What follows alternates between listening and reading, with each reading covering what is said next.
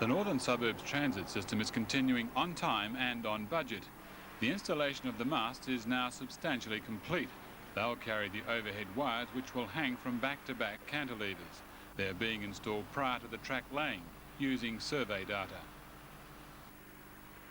Unlike the Midland and Fremantle lines, where the masts run alongside the track, these masts run down the centre, in between the double track. This means fewer masts per kilometre. Barclay Molam Construction won the $6 million contract to install 850 of the 7-metre high masts, each one weighing in at 900 kilograms and costing around $500. The overhead power system will be energised in November.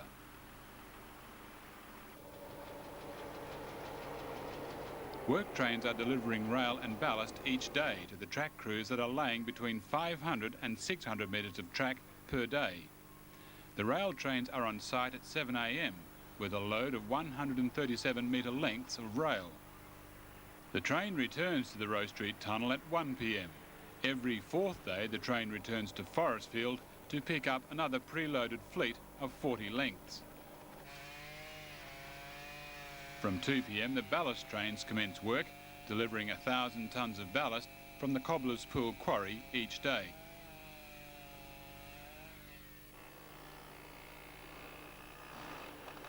ABB Power Transmissions are manufacturing two 12.5 MVA transformers at their Osborne Park factory. Each one of the 132 25 kV single-phase transformers is capable of feeding the Northern Suburbs rail system by itself. The transformers, weighing in at 35 tonnes and costing $330,000 each, are due on site at Edgewater Substation by the end of September.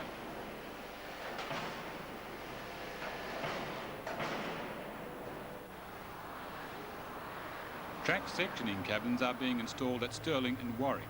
The $40,000 switching gear will enable any section of the overhead power system along the Northern Suburbs Railway to be remotely isolated in case of failure or maintenance requirements.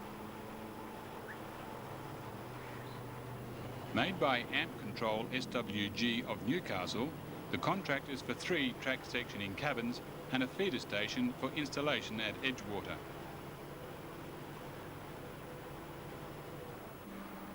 The main signalling and communications cable route is being installed and contains both fibre optic and conventional copper cable.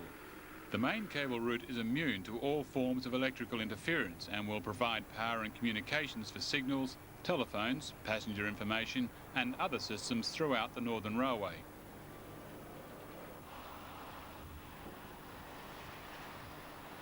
Transfield Construction's WA division, Sabimo, won the $2.8 million contract for Glendalough Station.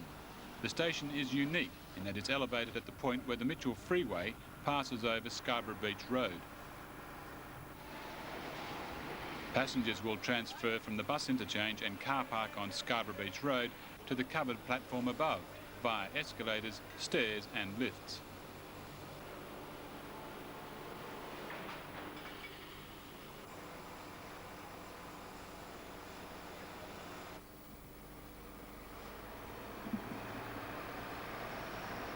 Commuters will have direct access to the city business district when work is completed on the new pedestrian bridge that is part of the extensions to the western end of Perth Station. The $4.2 million contract was awarded to John Holland Construction. Work is due to be completed by the end of October.